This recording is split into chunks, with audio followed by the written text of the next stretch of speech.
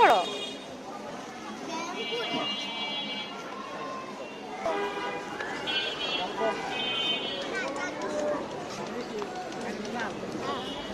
কি করো?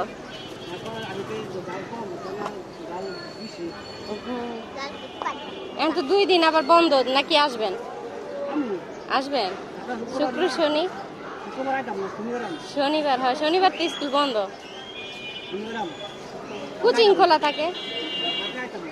এই তো কালকে বন্ধ, শনিবার।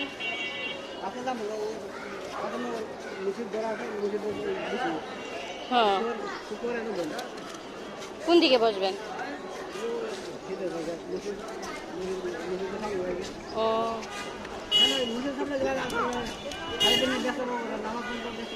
মাশাআল্লাহ, এই তো।